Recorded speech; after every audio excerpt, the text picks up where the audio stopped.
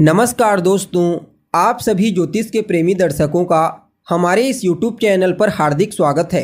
दोस्तों, आज का यह ज्योतिष का कार्यक्रम आप सभी सिंह राशि के जातकों के लिए बड़ा ही खास और विशेष कार्यक्रम साबित होने वाला है। आज हम बात करेंगे सिंह राशि के साप्ताहिक राशिफल के बारे में। जी हाँ, ग्रहों की गोचरीय स्थिति और चंद्रमा की स्थिति के आधार पर यह सप्ताह आपके लिए कैसा रहेगा। इस सप्ताह आपके जीवन में कौन कौन से ग्रहों का आशीर्वाद आपको प्राप्त होने वाला है, किन किन ग्रहों के चलते आपको विशेष लाभ की प्राप्ति होगी।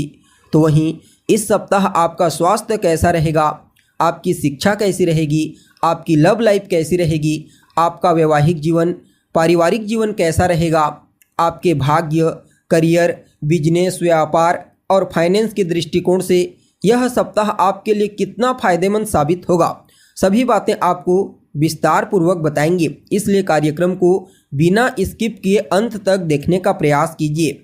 और अगर आप हमारे चैनल पर पहली बार विजिट कर रहे हैं तो चैनल को सब्सक्राइब करके बेल नोटिफिकेशन को ऑन पर सिलेक्ट कर लीजिए, ताकि आपको समय समय पर इसी प्रकार महत्वपूर्ण जानकारी आपकी राशि से संबंधित प्राप्त होती रहे।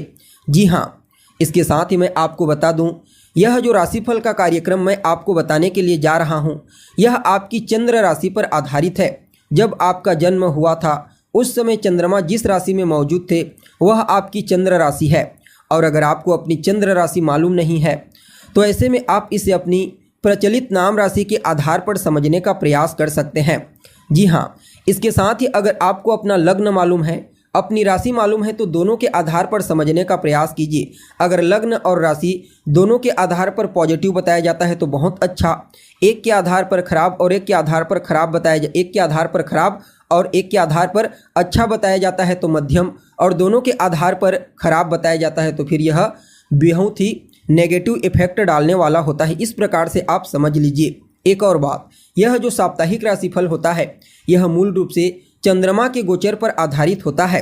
जी हाँ, क्योंकि ज्योतिष शास्त्र में चंद्रमा को हमारे मन का कंट्रोलर ग्रह बनाया गया है, हमारे मन का अधिष्ठाता ग्रह होता है। इसलिए चंद्रमा जिस प्रकार हर 2.25 दिन में राशि परिवर्तन करते हैं, ठीक उसी प्रकार हमारा मन भी पल पल परिवर्तन करता रहता है।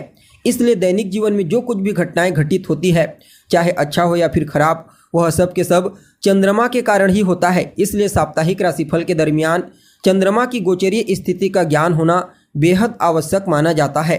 तो ऐसे में अगर इस सप्ताह के लिए चंद्रमा की गोचरीय स्थिति के बारे में बात की जाए तो सप्ताह के पहले दिन यानी कि 22 तारीख को चंद्रमा अपनी शत्रु की राशि यानी कि कन्या राशि में गोचर करेंगे, जहां पर पहले से ही केतु देव गोचर कर रहे हैं। यहां पर केतु और चंद्रमा का एक साथ होने के चलते ग्रहण योग बनेगा, तो यह दिन आपके लिए थोड़ा सावधानी बरतने वाला होगा। हालांकि मध्य का जो पड़ाव होगा यानी कि 23, 24 और 25 तारीख का दिन, ये 3 दिन चंद्रमा तुला राशि में रहेंगे। देवगुरु बृहस्पति के साथ गज केसरी योग का निर्माण करेंगे दृष्टि संबंध के दौरान और सूर्य के सामने होंगे तो पूर्णिमा के आसपास। अतः इन 3 दिनों को चंद्रमा के दृष्टिकोण से बहुत ही उत्तम कहा जा सकता है। हालांकि यहाँ पर 26 और 27 तारीख को पुनः एक बार आपको सावधान होने की आवश्यकता है, क्योंकि इन 2 दिनों में चंद्रमा अपनी नीच राशि वृश्चिक राशि में गोचर करेंगे और अभी वर्तमान समय में वृश्चिक राशि वालों को शनि की ढैया एक्टिव है, तो थोड़ा सावधानी बरतनी है। हालांकि यहाँ पर 28 तारीख का दिन आपके लिए बड़ा ही अद्भुत होगा, क्योंकि 28 अप्रैल को चंद्रमा अपनी मित्र राशि धनु राशि में गोचर करेंगे।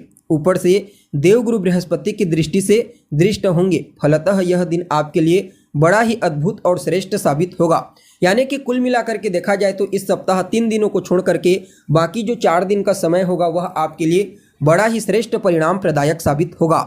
जी हाँ, अब देखा जाए तो सप्ताह के शुरुआत में यानी कि 22 अप्रैल को चंद्रमा आपकी राशि से दूसरे भाव में गोचर करेंगे केतु के साथ युति बना करके, तो कहीं ना कहीं थोड़ा सा यह आपको पारिवारिक समस्या दे सकता है। परिवार के बीच आपसी तालमेल में कमी देखने को मिल सकती है। कोई गलतफहमी आपके परिवार में अवरोध का कारण बन सकती है। इस बात का आपको विशेष रूप से ध्यान रखना है और आपको अपनी वाणी पर भी नियंत्रण रखना है, क्योंकि कुछ बोलना चाहेंगे और आप बोल देंगे कुछ और, यह चीज़ देखने को मिलेगी। हालांकि यह समय काफ़ी हद तक आपके व्यक्तित्व को बड़ा ही मधुर बनाने का प्रयास करेगा, क्योंकि आपके व्यक्तित्व में अग्नि तत्व की मात्रा थोड़ी ज़्यादा होती है। क्योंकि आप सिंह राशि के हैं तो बिल्कुल अनुशासन के साथ अग्नि तत्व की मात्रा, जैसे कि सिंह का स्वभाव होता है बिल्कुल ऐसा ही होता है, तो थोड़ा सा यहाँ पर इसमें रिस्ट्रिक्शन देखने को मिलेगा। लेकिन आपके अष्टम भाव पर दृष्टि पड़ेगी तो आकस्मिक रूप से आपको सफलता भी मिलेगी, धन की प्राप्ति हो सकती है आकस्मिक रूप से। जी हाँ, तो वहीं सप्ताह के मध्य पड़ाव में यानी कि 23, 24 और 25 अप्रैल को चंद्रमा आपकी राशि से तीसरे भाव में गोचर करेंगे। यहाँ पर गुरु और सूर्य की दृष्टि से दृष्ट होकर जो कि भाग्य भाव से गोचर कर रहे हैं, तो कहना ही क्या। पहले तो आपको पुरुषार्थी बनाएंगे, मेहनती बनाएंगे, आपके साहस में वृद्धि करेंगे, आपके कम्युनिकेशन स्किल्स में बूस्टिंग प्रदान करेंगे, छोटे भाई बहनों के साथ आपके तालमेल को बेहतर बनाएंगे, उनका सहयोग आपको मिलेगा, आपका सहयोग उन्हें मिलेगा। जो जातक बैंकिंग के सेक्टर में, मीडिया के सेक्टर में कार्य करते हैं, उनके लिए तो कहना ही क्या, उनको इस समय ऊंचाई प्राप्त करने के लिए एक नहीं बल्कि अनेक अवसर प्राप्त होने वाले हैं। जी हाँ, यह समय आपके पुरुषार्थ, आपके पराक्रम से आपके भाग्य को जागृत कर देगा और आपका भाग्य आपका साथ देने लगेगा। जी हाँ, आप 2 कदम आगे चलेंगे तो भाग्य आपको 4 कदम आगे पहुंचा देगा। यानी कि आप कह सकते हैं कि इस समय कदम कदम पर आपको भाग्य का प्रबल सहयोग मिलने वाला है। धार्मिक क्रियाकलाप में आपकी रुचि बढ़ेगी, आपको अपने वरिष्ठ जनों का, अपने पिता, अपने गुरुजनों का विशेष आशीर्वाद और स्नेह प्राप्त होगा। धार्मिक यात्रा के लिए समय बढ़िया है। आप अपने परिवार वालों के साथ, अपने दोस्तों रिश्तेदारों के साथ धार्मिक यात्रा कर सकते हैं, या फिर आपके घर परिवार में कोई धार्मिक अनुष्ठान, पूजा पाठ, यज्ञ, जप, तप कुछ भी हो सकता है जो आपके लिए बड़ा ही श्रेष्ठ साबित होगा। जी हाँ, तो वहीं 26 और 27 तारीख को चंद्रमा आपकी राशि से चतुर्थ भाव में गोचर करेंगे। वैसे तो नीच राशि में गोचर करेंगे, लेकिन अपना ही घर होता है, इसलिए काफ़ी हद तक आपकी भौतिक सुख सुविधाओं में वृद्धि करेंगे और कहीं ना कहीं माता के साथ तालमेल को बेहतर बनाएंगे, उनके स्वास्थ्य में सुधार करेंगे और आपके करियर को लेकर के अगर कहीं कोई चिंता आपके मन में थी तो उस चिंता से आपको मुक्ति दिलाएंगे। जी हाँ, वहीं सप्ताह के अंतिम पड़ाव में यानी कि 28 तारीख को चंद्रमा का जो गोचर होगा वह आपकी राशि से पंचम भाव में होगा। अपने मित्र के घर में अपने मित्र गुरु की दृष्टि से दृष्ट होकर गोचर करेंगे तो कहना ही क्या।